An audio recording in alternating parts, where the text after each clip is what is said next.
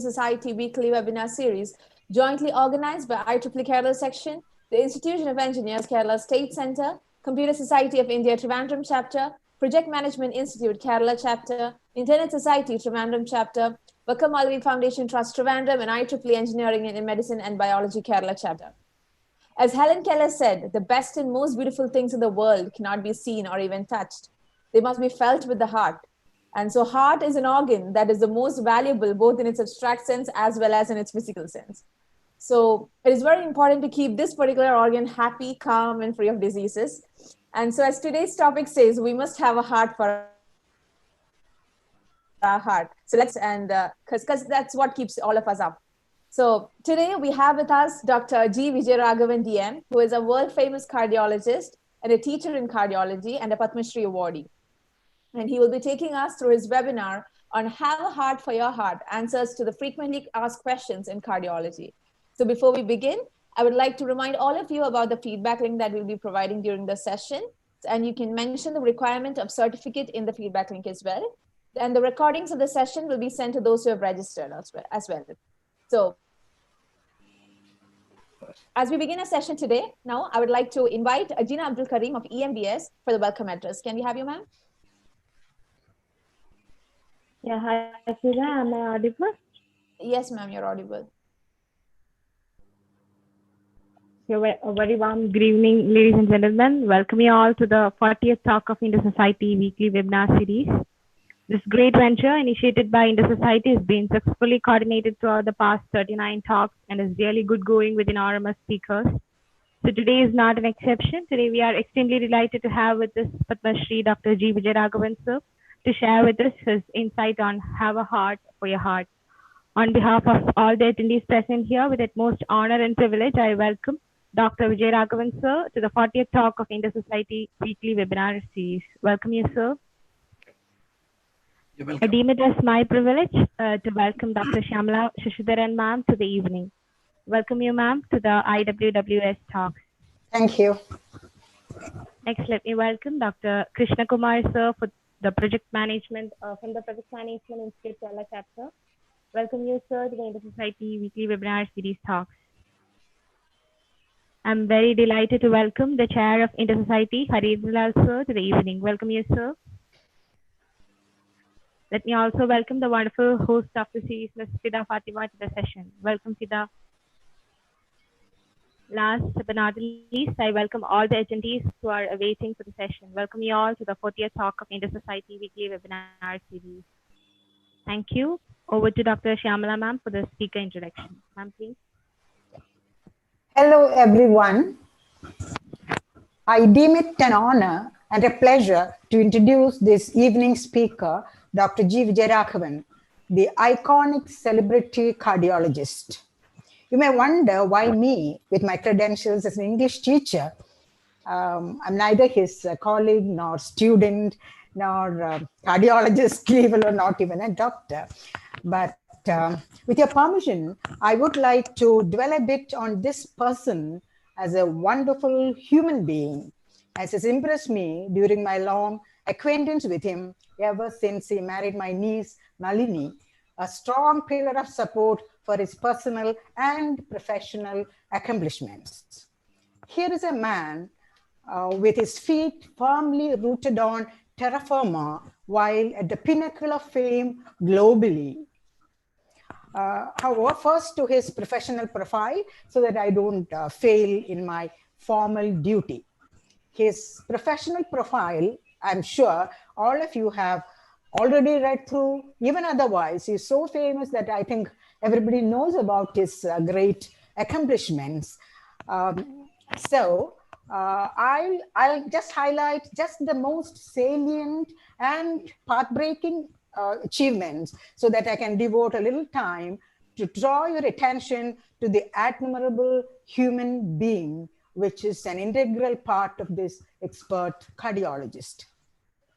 So after a brief introduction to his professional achievements, I'll dwell a little on that part of his personality which has attracted us most and maybe not known to many people.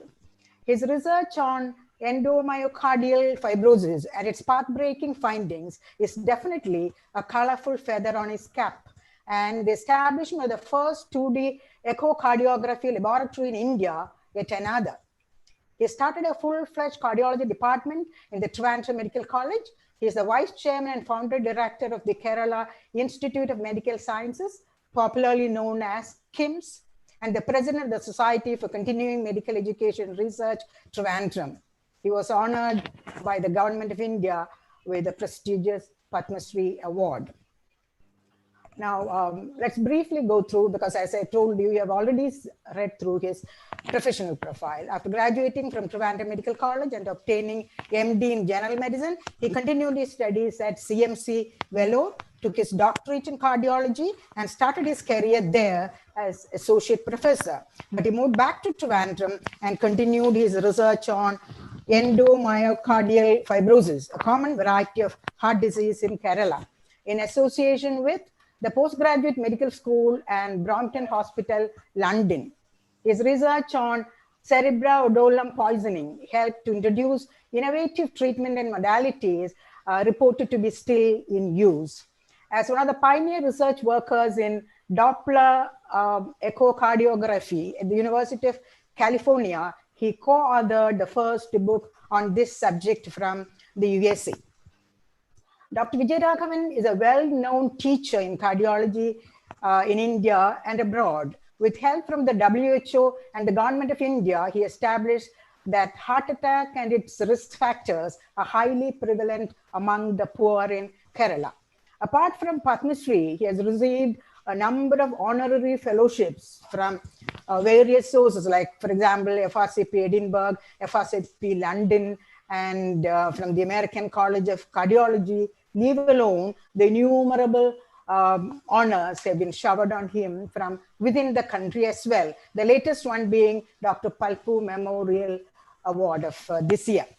He's a member of the editorial board of the Indian edition of the American Heart Association journals, Circulation and Hypertension, and is the chairman of the Echocardiology Council of the Cardiological Society of India. Hats off to your academic and professional accomplishments. Now, see, this is close to my heart, to the admirable person, the core human being behind this colossal cardiologist. A happy-go-lucky, cheerful person, scintillating with a fine sense of wit and humor, absolutely down to earth and egalitarian without the trappings of a celebrity, always ready to help you with a smile on his lips. His pleasant disposition, which is infectious, I feel could be therapeutic too, because he seems to be teaching us the valuable lesson for a healthy heart and life, live life tension-free. I think it is in a way therapeutic. So also his notorious dietary prescriptions, half to one idli for breakfast, half a cup of rice, and goes on. Probably again a message, prevention better than cure, maybe. Although busy with umpteen responsibilities, his help is readily available, whatever be our problem, not necessarily in cardiology. For example, when my cousin's husband underwent heart surgery at Kim, he didn't feel all right because without Dr. Vijayaraghavan around, since he was in surgical ICU. And when Dr. Vijayaraghavan heard of this, somehow or other he found time to visit him almost every day, which gave him a lot of comfort and confidence. Again, my own experience, there are umpteen experiences, just a few. When Mother Superior of All Saints was recently admitted at KIMS, seriously ill, with pneumonia and all that, he took the trouble to update me daily about her condition. I wonder how he manages time. Any number of examples. I've already mentioned his wit and humor, for his humor. Don't treat me like a doormat. And he could never, like a Persian rug. And you can't fight a man who cooks like this. Once in Florida, at his niece's birthday dance party, he readily joined in to kick a leg. His delightful sense of humor endeared him to one and all. So many examples of such little acts of kindness and of good. However, life wasn't actually a bed of roses during his early life, losing his mother at the tender age of 1. And his father stood by him. He was a language scholar, well versed in Sanskrit and all kinds of languages. And he lost his father to cardiac arrest and when he was still a postgraduate. Then a voracious reader he is. He has a wide range of interests across literature, history, politics, art, geography, and whatnot. A veritable walking encyclopedia. Hailing from a family of teachers, teaching was a passion for him. And he's also the recipient of the Best Teacher Award. Highly principled in his practice, he even helped the underprivileged patients with money from his own pocket. Mind you, these days, when this is a field which has been commercialized, a lucrative profession, but he did the other way around. Poor people, he helped with money from his own pocket. Now, the title of his talk today, Have a Heart for a Heart, is really interesting. I should say it's rather intriguing, puzzling, but meaningful, since most of our chat session queries can be eschewed. Rather than a narration of his journey of intricate research and practice, answers to our questions will be of immense use and value.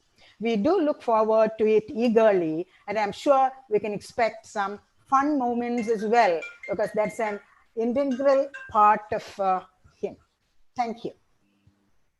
Thank you, Shamla ma'am. That is indeed a very good description about Vijayaraghavan sir.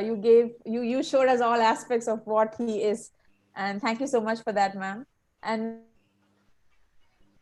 now, Dr. Vijayaraghavan sir, now it's over to you, sir, for the keynote. You can please take over the session.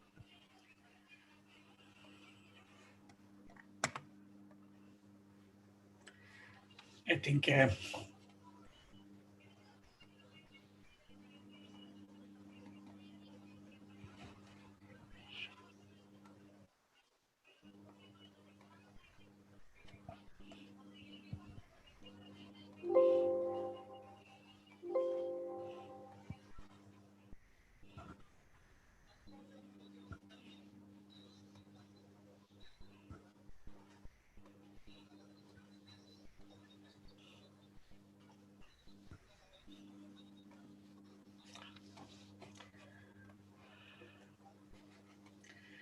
I should thank the organizers for inviting me for this meeting of so many dignitaries, so many important personalities.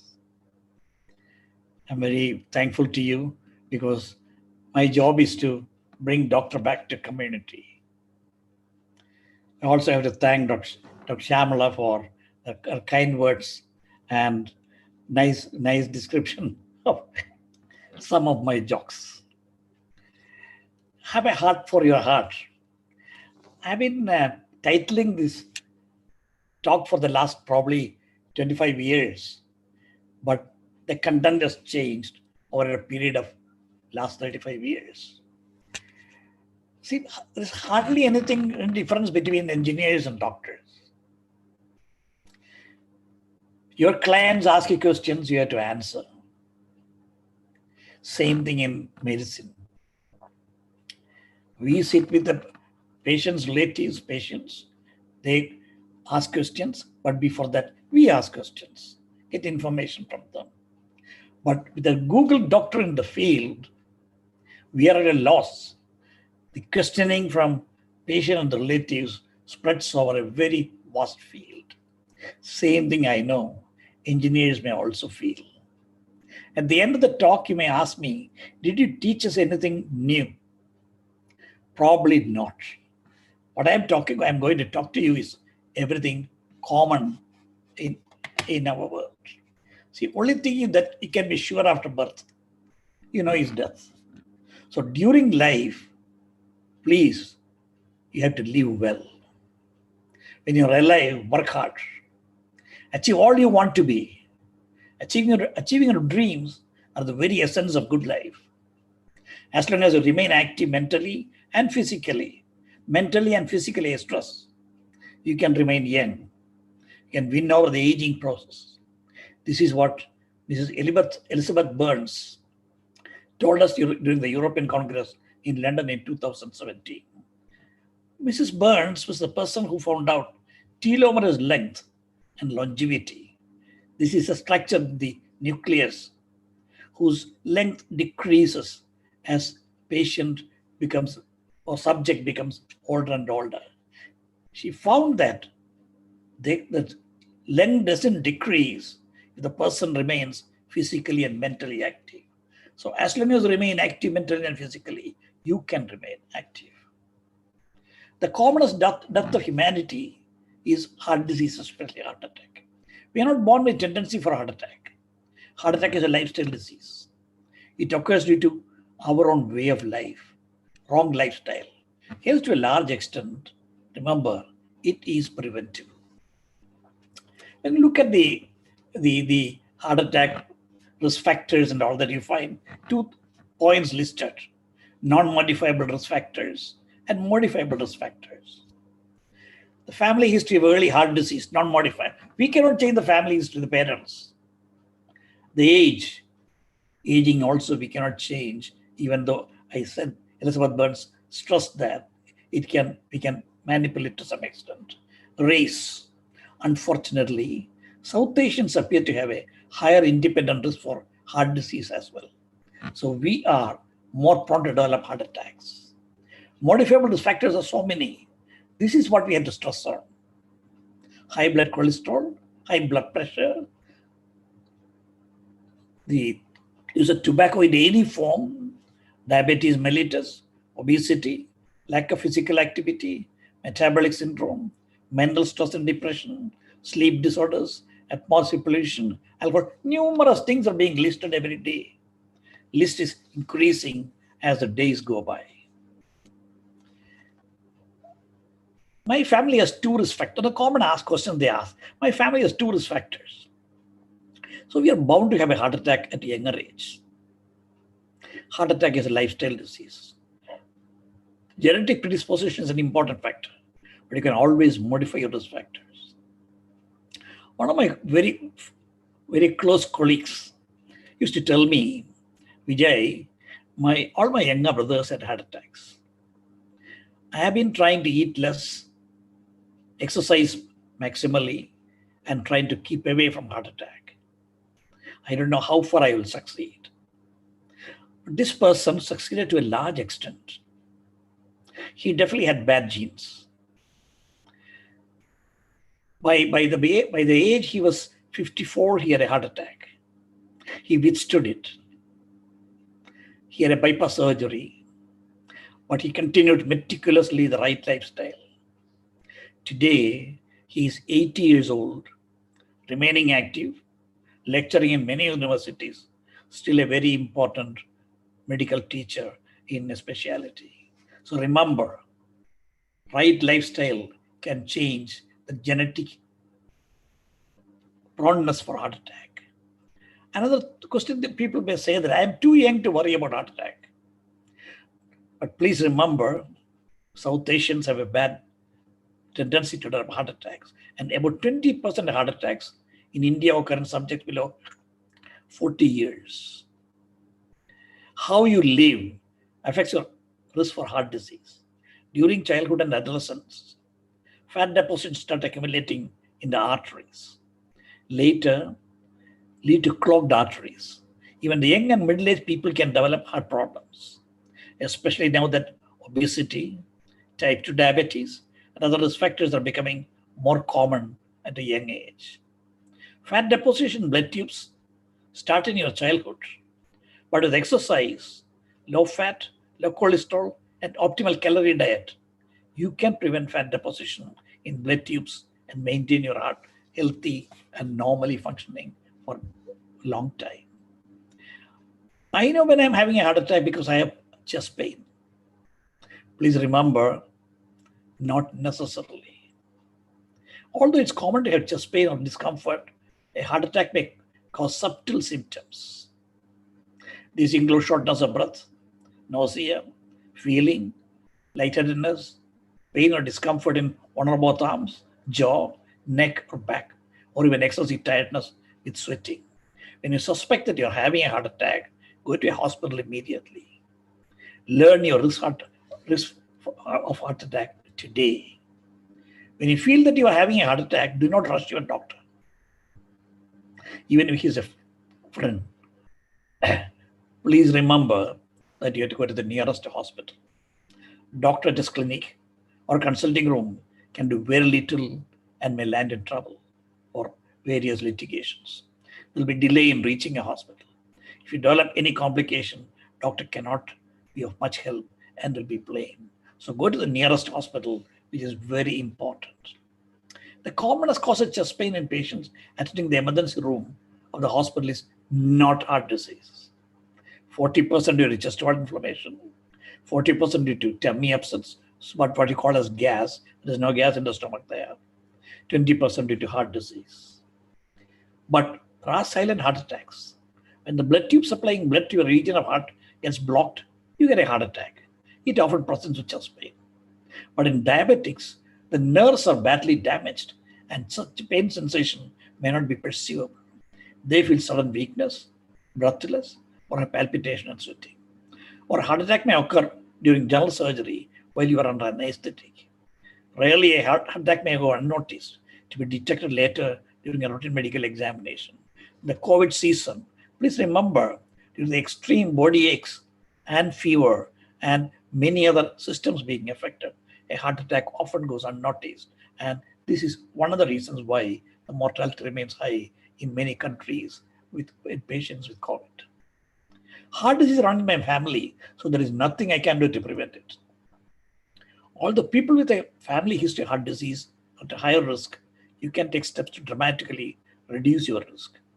Create an action plan to keep your heart healthy by tackling these to-dos. Get active, control cholesterol, eat to maintain your ideal body weight, manage blood pressure, control blood sugar, and smoke tobacco and stop using tobacco in any form.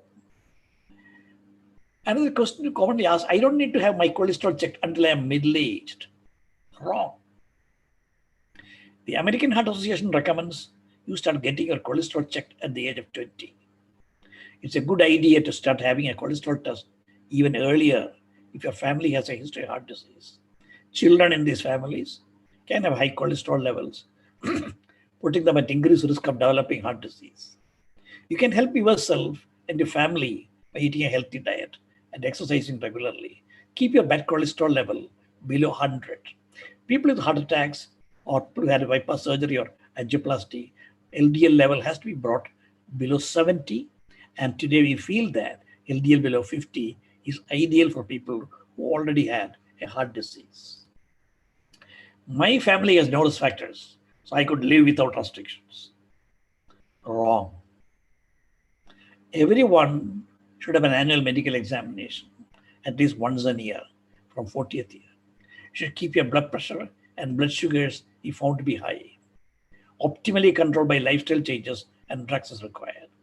If you have more than 2 risk factors, this annual examination should start by 30 years. Good gene is not a passport to carefree life.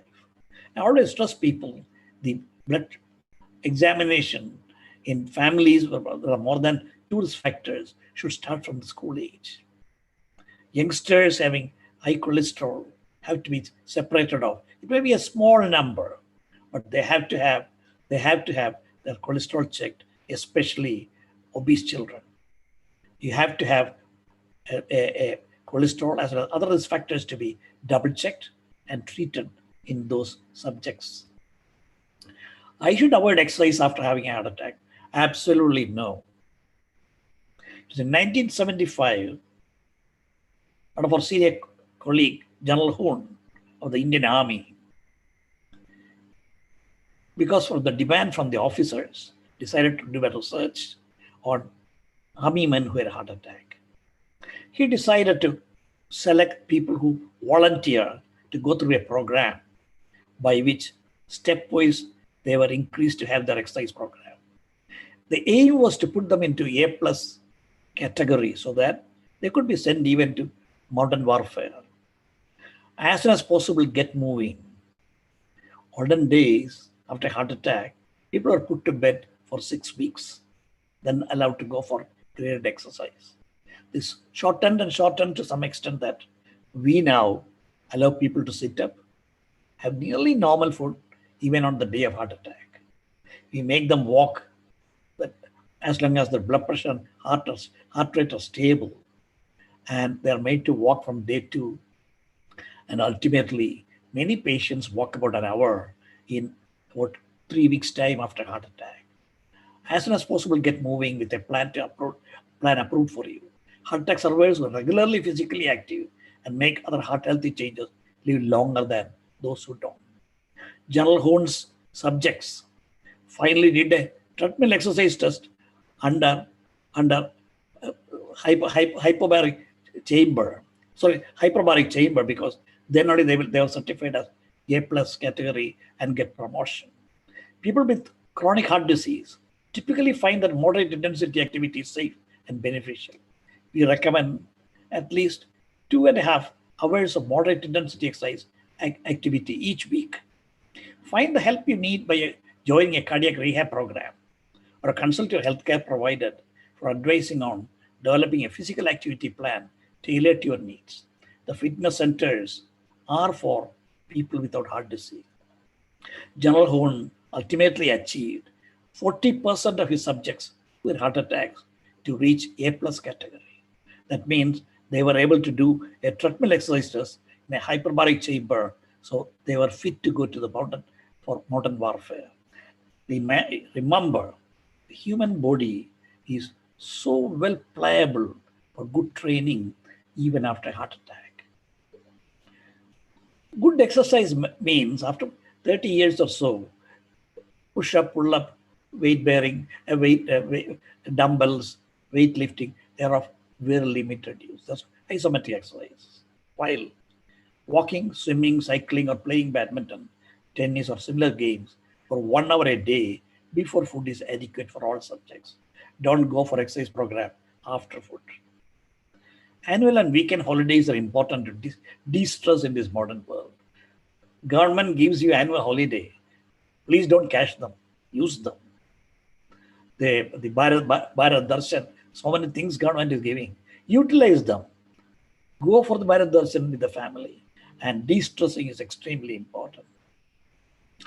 Exercise improves appetite, but do not increase your caloric intake.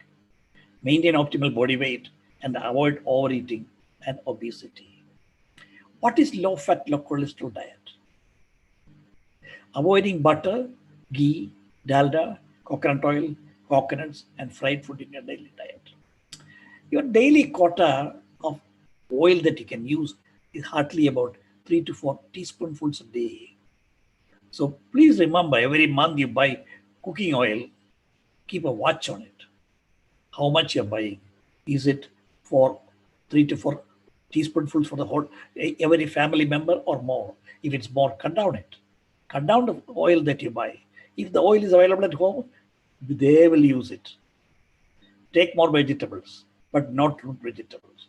Root vegetables are pure starch. They supply a lot of calories. So coconuts and root vegetables, especially tapioca, I can remember, were the staple diet of Malayalis. But at that era, Malayalis used to walk 10 miles, cut wood, work in the field, and used to spend more than 2,000 to 3,000 calories a day. Do we do that? Sitting in an easy chair in the evening, looking at the television and eating chips is not the type of human being that we expect to take butter, ghee, dalda, coconut oil, coconuts, and fried food. Use watermelon, papaya, and apple, pear, etc. instead of taking grapes, oranges, pineapple, and mangoes, which are full of calories. Cut down on salt-rich items like pickles, papads, chips, dry fish, salted nuts, and biscuits.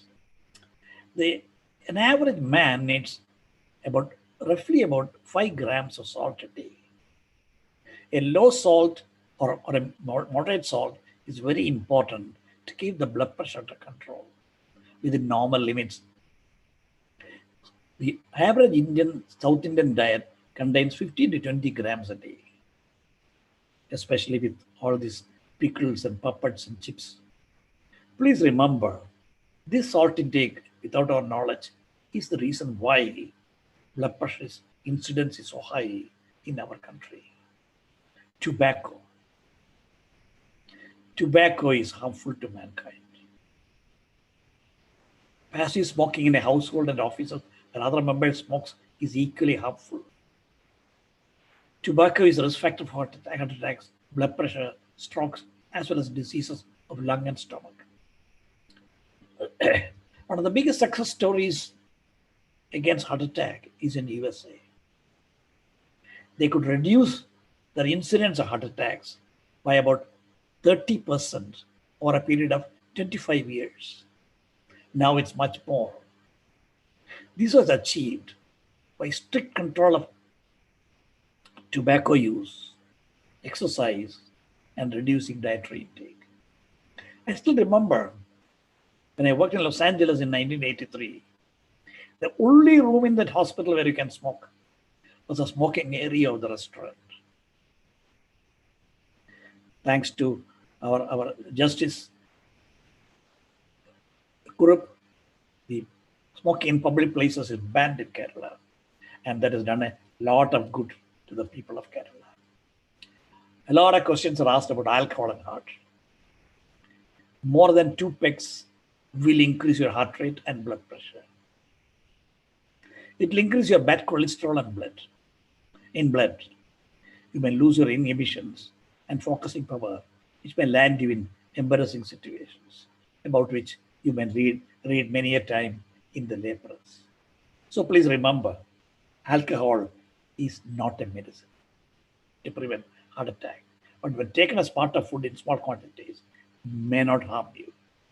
This is a controversial statement. Way back in 1990, I think, British Heart Journal wrote an article.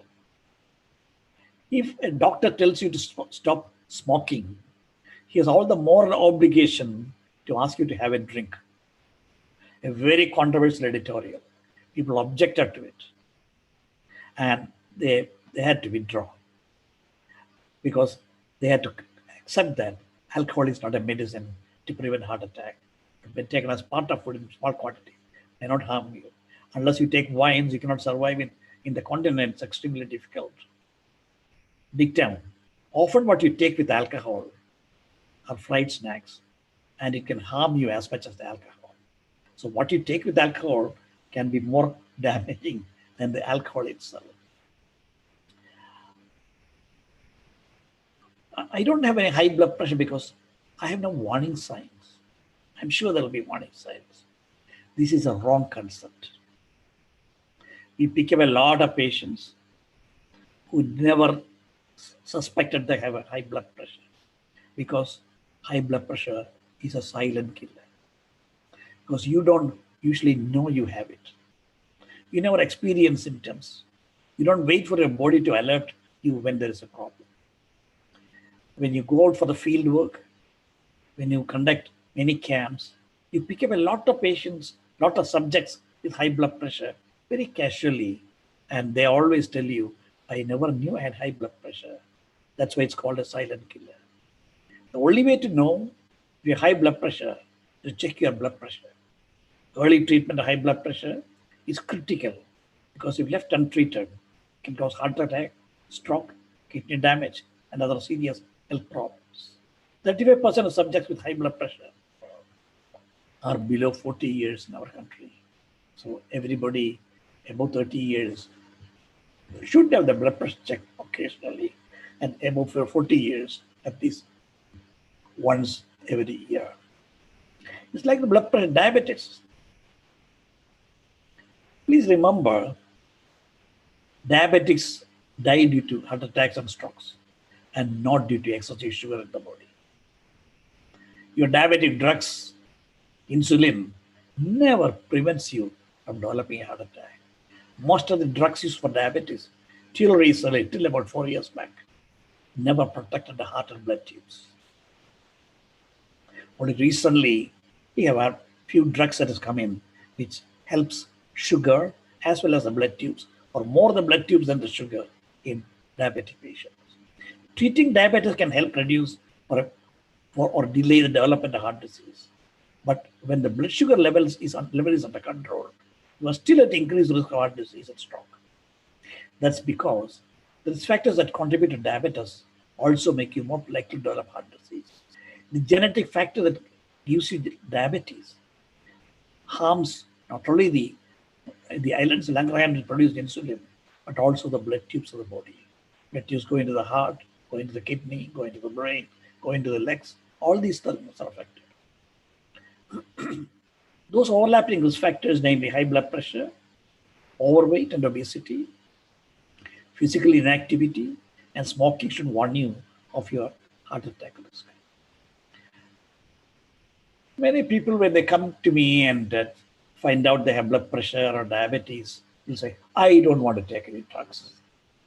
Because once they start taking drugs, there is no way out. In diseases like high blood pressure, diabetes, you may have to continue medication depending on your blood pressure and blood sugar measurements. There is no escape. There is no escape. At the same time, you can have very strict, meticulous lifestyle changes. Many people avoid drugs. Only 10% of patients who have been diagnosed with high blood pressure and 5% of patients who have diabetes can stop medicines by rigorous lifestyle modification. Others should continue the medication lifelong for feeling healthy and to avoid complications. Please take it from me that if you have blood pressure or diabetes, drugs are part of food. Take it as a part of food is absolutely essential for maintaining your normal blood pressure as well as your normal blood sugar.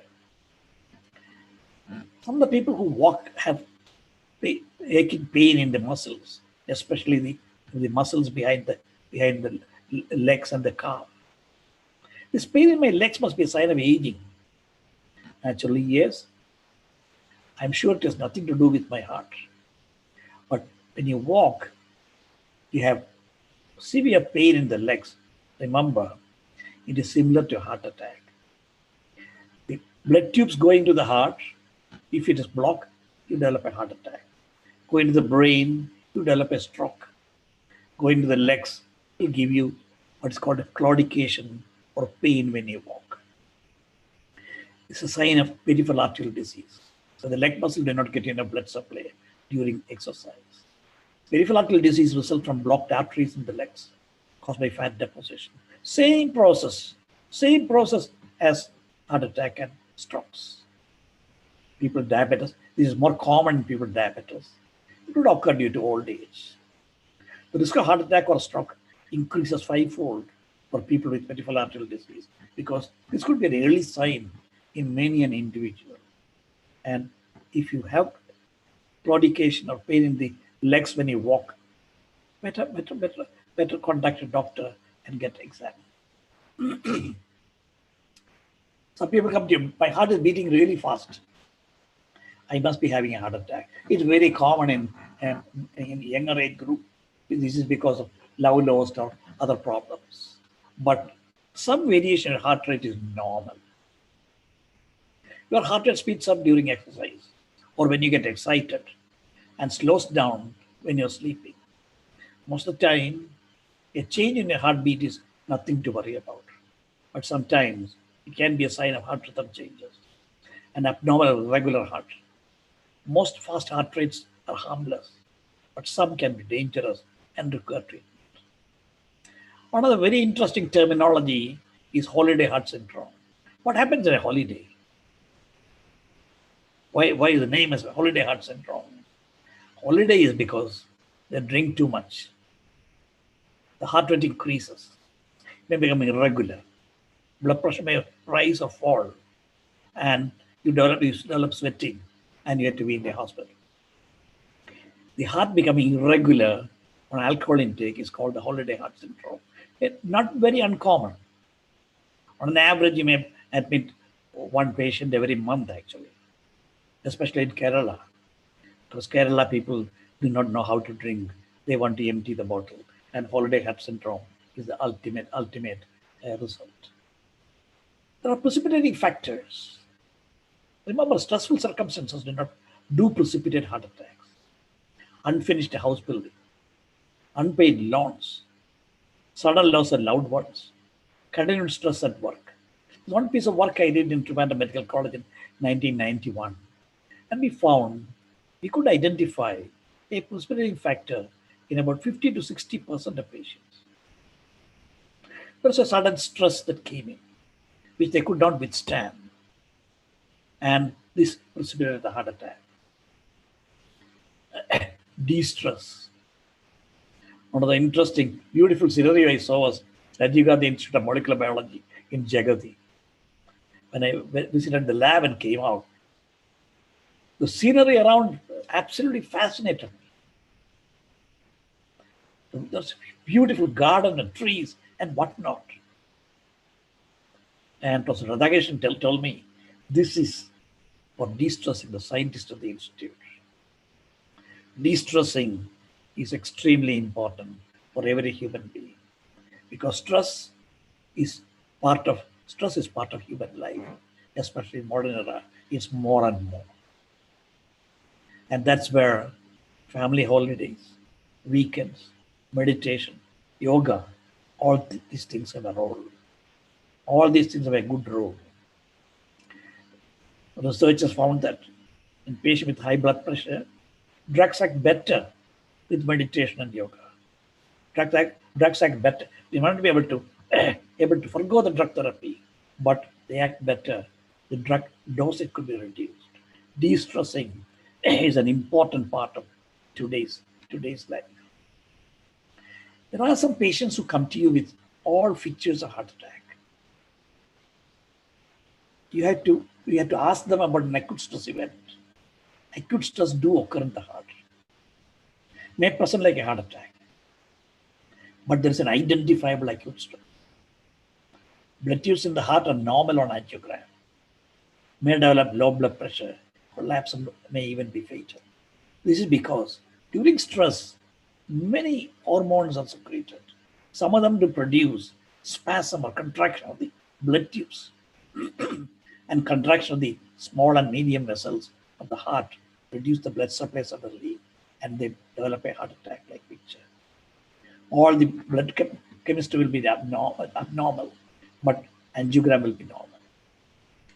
Prompt diagnosis and treatment can save the patient, who may regain normal health afterwards. Heart failure means stopping of the beating. Heart suddenly stops beating during cardiac arrest, not in heart failure. Heart failure is radically different. Heart failure, the heart keeps working, but it doesn't pump blood as well as it should. The heart pump is becoming inefficient. This can cause shortness of breath, swelling in the feet, ankle, and persistent coughing and wheezing. Please remember, nearly all heart diseases ultimately lead on to heart failure.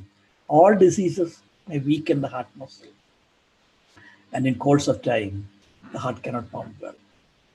There is a remarkable reduction of acute heart attacks in the USA, but there is a steady increase of admission for heart failure over the last 20 years. This is because people are living longer, and instead of heart attack, they went to the hospital because of heart failure. Heart attack they overcome very well, angioplasty, bypass surgery, etc. But heart failure is something that is difficult to treat because very good medical care. During cardiac arrest, heart stops beating and the person loses consciousness. She stops normal breathing. This is the end of life. Cardiac arrest is the end of life. Cardiac failure is due to weakness of heart muscle.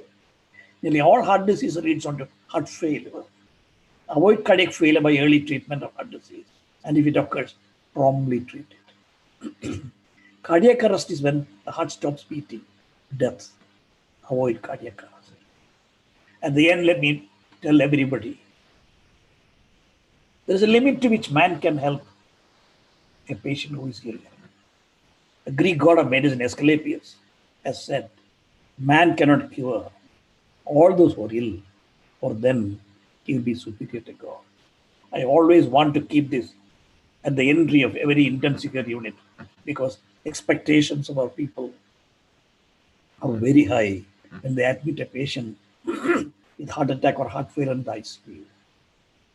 There are a limit to which doctors can help these patients. Man cannot cure all those who are ill, for them he will be superior to God. To every Google doctor, I want to tell this. Google will not tell you this. Google will never tell you this. That's where Google gives you 50% wrong information, 50% correct information. But man cannot cure all those who are ill, or then he will be superior to God. That Google will never tell you. Thank you, ladies and gentlemen, for patient hearing. I will look at the questions.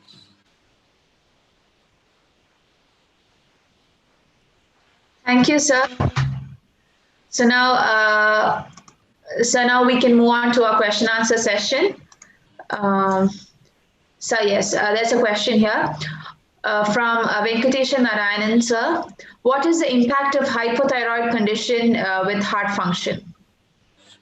The thyroid is essential for heart function.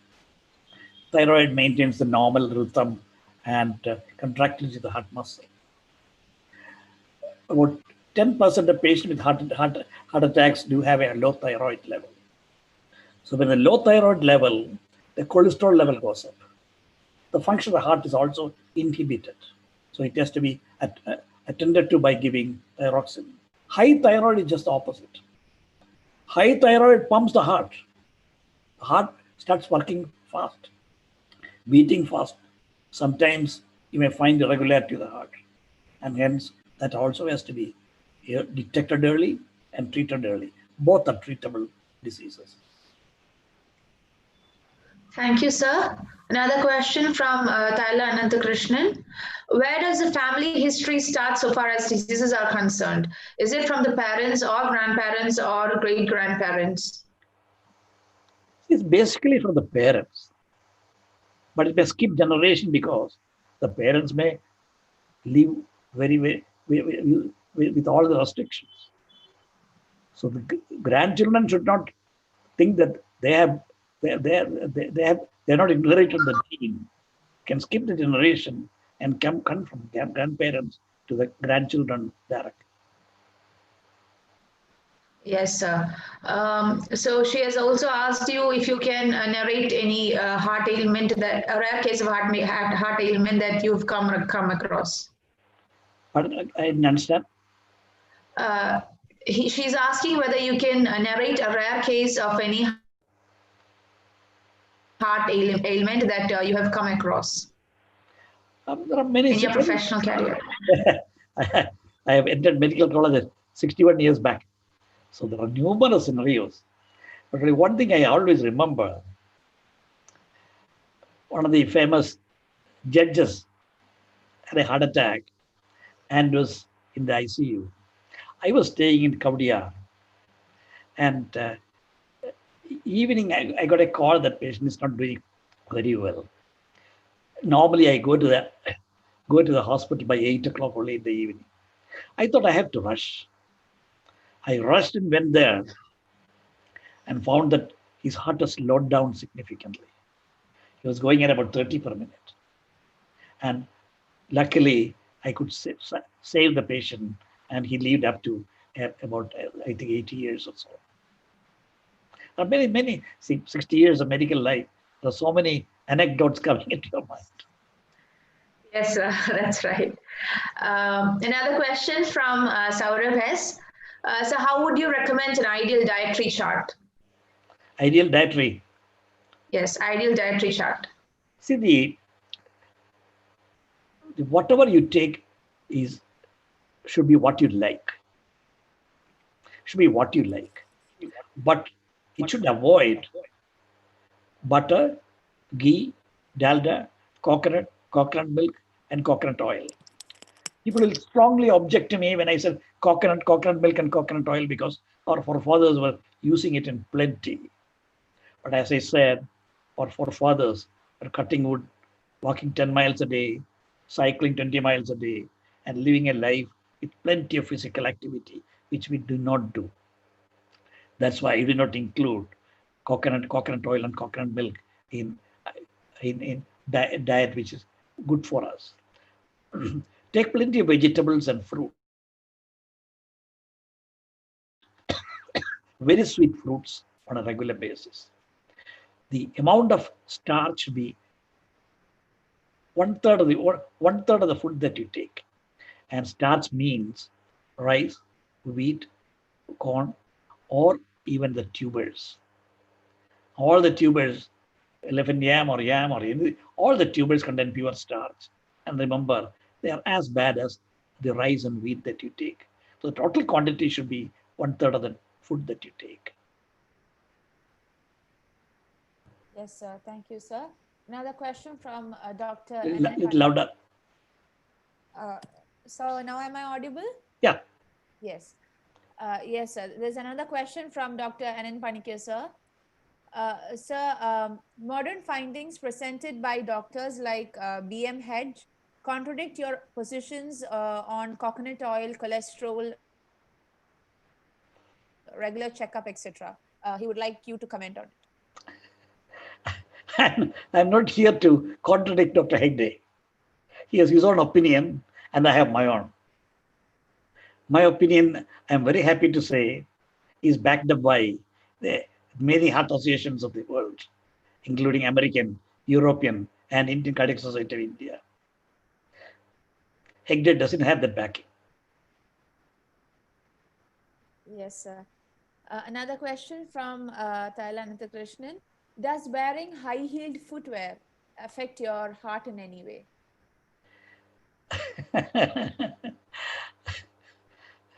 Do you wear high-heeled footwear? Then only I can answer it. I don't, but I don't know whether the person who's asking the question does. See, high-heeled footwear is never physiological. Never physiological. And I never advise people to use it. Get rid of it if you want to avoid backache in old age. Yes, sir. Another question. Can echo test detect blocks? During routine checkups, echo test and ECG are taken. Will that suffice to detect blocks? See, there are many clots in the human body. The blood tubes cannot be imaged with the echo. Only in the cardiac chambers, you can detect blood clots very easily. The blood clots occurring in the blood tubes cannot be detected by echo, except large blood tubes. By radiology, people will diagnose blood clots where the large blood tubes get blocked. But the type of blood tubes that produce heart attack and stroke cannot be detected by echo. Yes, sir. Thank you, sir. There's one more question. I think so that is the last question that we have. It is by the K. Surendran. If the total cholesterol levels become less than 100, is it good for the heart? What is the minimum? See, the times have changed. Now we have drugs like Iwws, where the cholesterol level can be brought very low.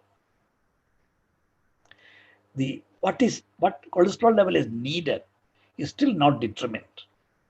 But it has been proven that cholesterol levels extremely low is not harmful. Low in a healthy individual. There are various chronic illnesses where the cholesterol level becomes very low, which is not ideal. But healthy individuals, see, the harmful cholesterol is called LDL cholesterol. Earlier we thought 130 is fine. Then we thought 100 is fine. And now we know that people with heart disease, it has to be below 70, and latest guideline is that it should be kept below 50.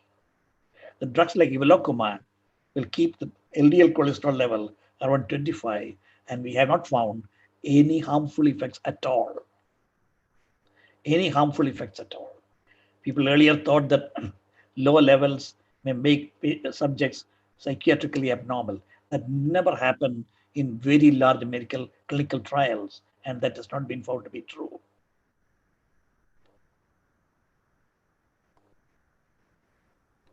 Yes, sir. Thank you, sir. We have some more questions that is there. So next question from Venkateshan Narayanan, sir. What is the weight chart recommended for Indians? See, the weight chart is no different from Americans because Indians have a shorter height. Their ideal body weight will remain lower. Weight chart is in relation to the height.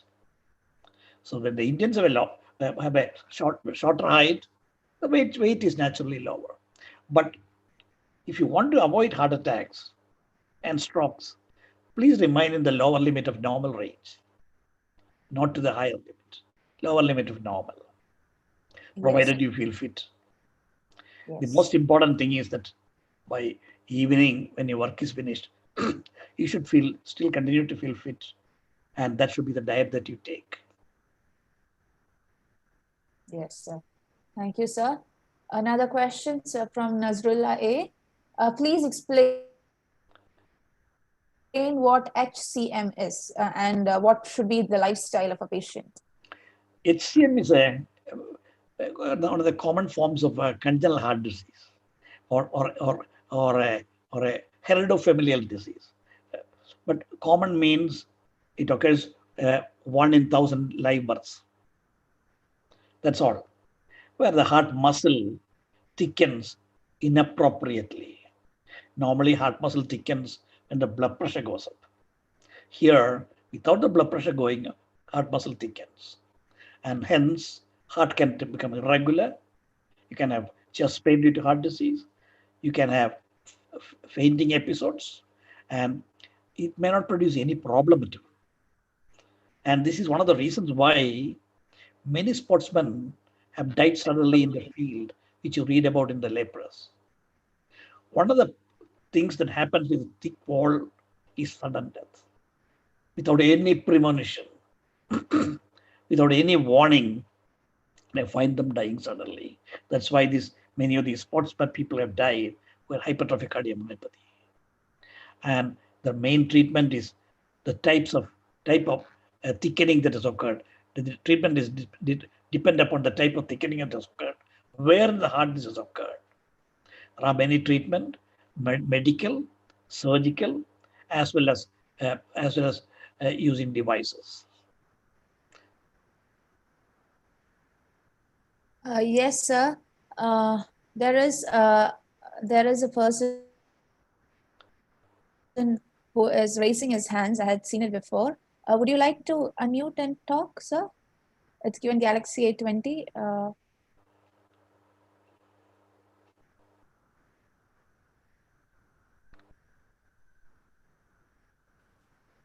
You can go ahead with the other questions. Okay, sir. Okay, fine.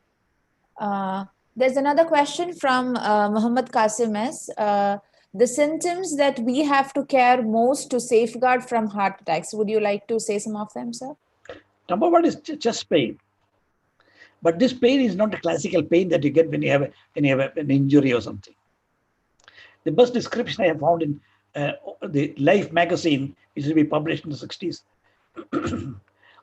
This is describing a man who came out of his office and he felt a bulb burning in his chest.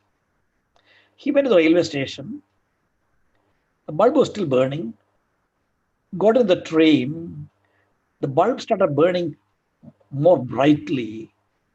First in the left side of the chest, next in the right side of the chest. And he found that he cannot sit down. He has to stand up. This burning in the chest spread down to his shoulders, later to his back, to his jaws, and then he lost consciousness.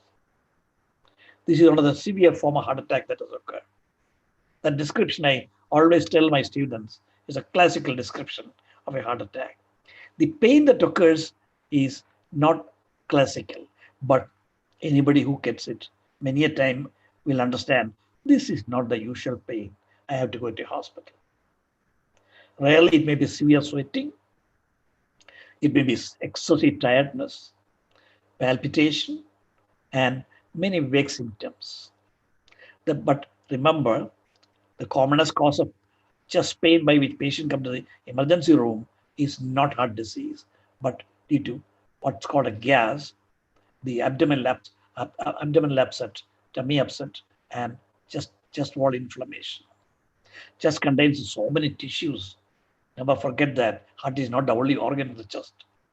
Skin, subcutaneous tissue, bones, joints, so many things. The pain can occur anywhere. Yes, sir. Thank you, sir. Another question from Venkatesh Narayanan, sir. There is a thought that statins cause brain impacts. Is it true? Are statins now recommended to reduce cholesterol? Statins are recommended to reduce cholesterol. So far, in numerous trials, statins did not produce any significant harm to the brain or to the blood sugar. The only thing that may come in is vague aches and pains without any blood changes. About a very high level dose of statin, patient who may need a very high dose of statin to control the blood cholesterol, of which about 10% may develop diabetes if they have a genetic predisposition. Other than that, statins have been found to be very safe drug. That's the reason why in countries like Germany and Canada, it is an over-the-counter drug. You don't need a prescription. Yes, sir. Thank you, sir. So that's with the question answer session that we have. Thank you. Sir, now as we, yes, sir, thank you so much, sir, for your time, and thank you for spending a lot of time with such valuable time with us. So now as we are coming to an end of our event, I would like to now request Dr. Krishna Kumar of PMI Kerala chapter to give the vote of thanks. Can we have you, sir? Thank you, Fita. Am I audible now? Yes, sir, you're audible. Yeah. So, hi all, good afternoon. I'm Dr. Krishna Kumar from PMI Kerala. A very wonderful session by Padma Shri Dr. G Vijayaraghavan sir on have a heart attack, a heart for your heart. Answer to the frequently asked questions in cardiology. It was such a wonderful session with a lot of facts and figures and a lot of information. And I think it is really, we are getting a lot of knowledge through the capsules filled with the humor. Some of the points which I understood is that, okay, you need to have a fit body rather than being fit. And you need to, the doctor, Google may not be always the right answer for you. And they can be only 50% accurate. And it may change according to the context, and the right person who can actually recommend the right medicine for you is always the doctor, not the Google. So thank you so much, sir, for the wonderful insights. I would like to place on record our sincere thanks to Dr. G Vijayaraghavan sir for delivering this wonderful session. And you're welcome. You're welcome.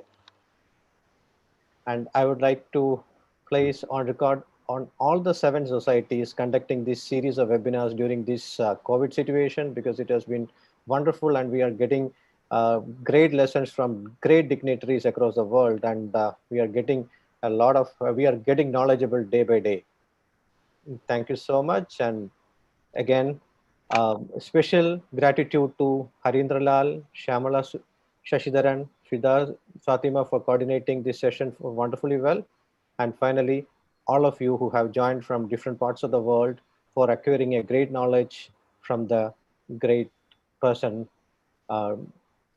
like Padma Shri Dr. G Vijayaraghavan sir. Thank you once again, sir. Thank you for the bit. Thank you, Krishna Kumar sir. And Dr. Vijayaraghavan sir, thank you so much for sparing time with us. And we really feel very interested to talk to you, even if the thing comes on one way and we do not interact much, the people do not interact much, we still feel really good to hear to you. And it was very interesting. So thank you so much. And so with this, we have come to the end of the 40th session of the Intersociety weekly webinar series, jointly organized by IEEE Kerala Section, the Institution of Engineers Kerala State Center, Computer Society of India Trivandrum Chapter, Project Management Institute Kerala Chapter, Internet Society Trivandrum Chapter, Vakkom Moulavi Foundation Trust Trivandrum, and IEEE Engineering in Medicine and Biology Kerala Chapter. The next session that we have is our 41st talk of the Intersociety weekly webinar series. It is on modeling a self-organization by Harikutan K. He's a consultant, project management, honorary secretary of Project Management Institute Kerala Chapter. It is yet another session that we are waiting for. And it is on the 20th of January 2021, and that's on Wednesday from 6 to 7 p.m. So hope we can meet all of you again on our 41st talk as well. So hereby I declare that our meeting is closed. Thank you and have a nice day.